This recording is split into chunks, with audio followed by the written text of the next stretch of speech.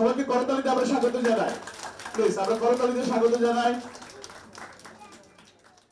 মহান বিজয় দিবস উপলক্ষে ইনসাফ বারাকা হাসপাতালের ফ্রি মেডিকেল ক্যাম্প ও বারাকা ফাউন্ডেশনের শিক্ষাবৃত্তি প্রদান অনুষ্ঠিত হয়েছে।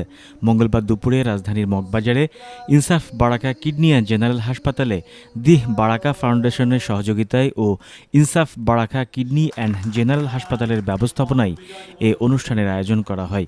অনুষ্ঠানের প্রধান অতিথি হিসেবে উপস্থিত ছিলেন দৈনিক আমার দেশ পত্রিকার চেয়ারম্যান ও সম্পাদক মাহমুদুর রহমান। অনুষ্ঠানে সভাপতিত্ব করেন দি বারাকা ফাউন্ডেশন ও ইনসাফ বারাকা হাসপাতালের চেয়ারম্যান অধ্যাপক মতিউর রহমান। অনুষ্ঠানে বিশেষ অতিথি হিসেবে উপস্থিত ছিলেন বারাকা কিডনি অ্যান্ড জেনারেল হাসপাতালের ব্যবস্থাপনা পরিচালক ডক্টর এম ফখরুল ইসলাম। হাসপাতালের বিভিন্ন বিভাগের ২৮ জন বিশেষজ্ঞ চিকিৎসক ফ্রি রোগী দেখেন। মেডিকেল ক্যাম্পে মেডিসিন, গাইনি, শিশু, কিডনি সার্জারি, ইউরাল, বক্ষব্যাধি, আর্থোপেডিক, নাক, কান, গলা, নিউরোসার্জারি, রক্তরোগ, মনোরোগ, ক্যান্সার, ডায়াবেটিস সহ বিভিন্ন এলাকা থেকে আগত ১,০০০ সাধারণ মানুষ ও রোগীরা এই ফ্রি ক্যাম্পের চিকিৎসা গ্রহণ করবেন।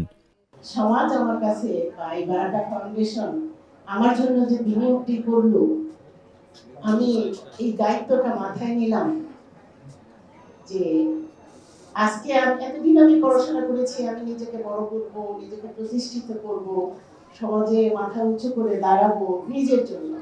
আজকে এই দিন আমরা বারাকা ফাউন্ডেশন আমাদেরকে শিক্ষা দিচ্ছি এবং কি করে যাচ্ছে। এই যে বারাকা ফাউন্ডেশন করলেই হবে, তার যে কাজগুলো সেগুলো প্রচারণা আমাদের দায়িত্ব। বারাকা ফাউন্ডেশনটাকেও আমরা চাই সেই যাত্রায় অত্যন্ত গুরুত্বপূর্ণ ভূমিকা রাখার জন্য। বারাকা ফাউন্ডেশন একটা বড় পরিবারের নাম, একটা বড় লক্ষ্য উদ্দেশ্য বাস্তবায়ন করার জন্য একটি বৃহৎ সংস্থার নাম।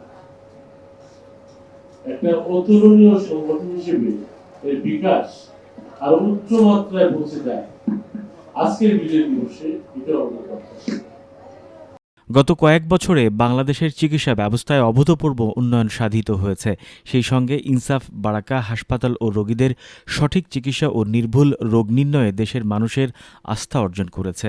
আজকে বিজয় দিবসের মেসেজ হতে পারে যে আমরা প্রত্যেকে তার নিজ নিজ জায়গা থেকে বাংলাদেশের জন্য শুধু পজিটিভ কাজ করব এবং বিজয়োত্তর বাংলাদেশে বাংলাদেশ আমাকে কি দিয়েছে এটা চিন্তা না করে আমরা বরঞ্চ কমিটেড হব যে বাংলাদেশ এমন একটি ভূখণ্ড যার চারিপাশে বন্ধুর থেকে শত্রু বেশি, এবং সেটার জন্য আমাদের প্রত্যেকে তার নিজের নিজের জায়গা থেকে বাংলাদেশের উন্নয়নে, বাংলাদেশের সম্মান বৃদ্ধি করার জন্য আমাদের উচিত তার নিজের জায়গা থেকে শুধু পজিটিভ কাজ করা, প্রোঅ্যাক্টিভ কাজ করা, যাতে করে বাংলাদেশ বিশ্বের দরবারে অত্যন্ত একটি উঁচু মানের জায়গা দখল করতে পারে। হাসপাতালের ফাউন্ডার চেয়ারম্যান অধ্যাপক মতিউর রহমান বলেন, হাসপাতালের মাধ্যমে শুধুমাত্র চিকিৎসা সেবা না, সাধারণ ও গরিব, দুস্থ, অসহায় মানুষের চিকিৎসা সেবা ও ইনসাফ হাসপাতালের ভূমিকা খুবই গুরুত্বপূর্ণ। সেই সঙ্গে মেধাবীদের শিক্ষাবৃত্তি দিয়ে তাদের লেখাপড়া সহযোগিতা করে আসছে দীর্ঘদিন থেকে।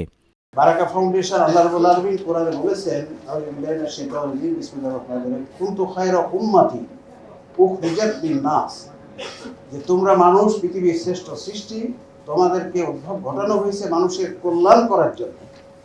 বারাকা ফাউন্ডেশন কোনো বিজনেস অর্গানাইজেশন নয়, এটা বিভিন্নভাবে মানুষের কল্যাণের জন্য কাজ করছে। তার একটি হচ্ছে এই শিক্ষাবৃত্তি অনুষ্ঠান, শিক্ষাবৃত্তি দেওয়া, মেডিকেল ক্যাম্প, অন্য আরও আমাদের অনেক অনুষ্ঠান আছে, অনেক কার্যক্রম আছে যার মাধ্যমে আমরা মানুষের কল্যাণ করার চেষ্টা করি।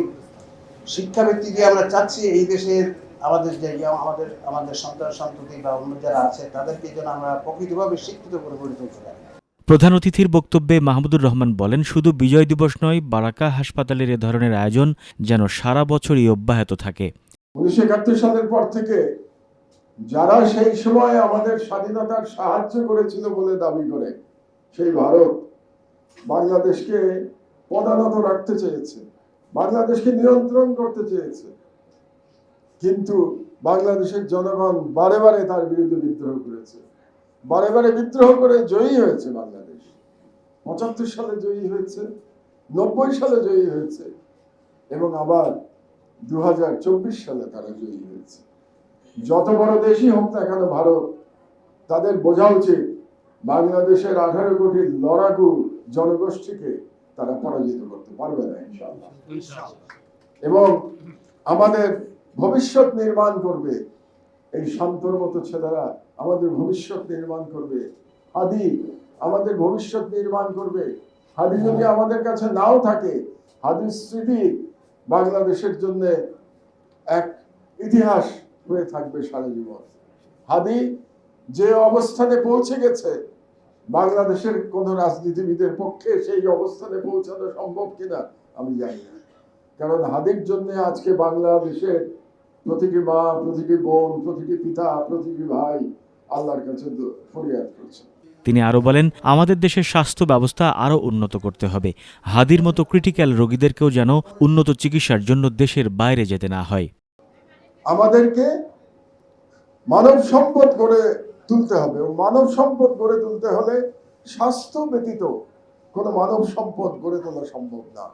কাজেই আমাদের স্বাস্থ্য সেবা দিতে হবে, এমন স্বাস্থ্য সেবা দিতে হবে যাতে করে হাদিকে আমাদেরকে সিঙ্গাপুরে পাঠাতে না হয়, এমন যেন মানুষের মনে না হয়। যেমন হাদির ক্ষেত্রে হাদির পরিবার চাচ্ছিল তাকে যেন বিদেশে নিয়ে যাওয়া হয়, এবং এই চাওয়ার কারণটা কি? তারা মনে করছিল যে আমাদের দেশের স্বাস্থ্য ব্যবস্থা অপ্রতুল, এমন স্বাস্থ্য ব্যবস্থা এখনো বাংলাদেশে হয় নাই যেটার মাধ্যমে তারা নিশ্চিত হতে পারে যে তাদেরকে বিদেশে পাঠানোর দরকার নাই। এ সময় অন্যান্যের মধ্যে আরও উপস্থিত ছিলেন ফাউন্ডেশনের ভাইস চেয়ারম্যান অধ্যাপক মোহাম্মদ রুহুল আমিন, এক্সিকিউটিভ কমিটির চেয়ারম্যান অধ্যাপক doctor Syed Afzalur Rahman, additional managing director Mohammad Altaf Hossain, doctor Naznin Kabir, Mohammad Muzaffar Khan Hasan Majlis, Abdul Kayum Al Faisal, Mohammad Hafizur Rahman, Nazrul Islam Shaon ও এইচ.এম. দুলাল। মঙ্গলবার 16 ডিসেম্বর থেকে শুরু এই ফ্রি মেডিকেল ক্যাম্প 31 ডিসেম্বর মোট 16 দিন পর্যন্ত চলবে। শাহরিয়ার রাজ, মেডিকেল পোস্ট, ঢাকা।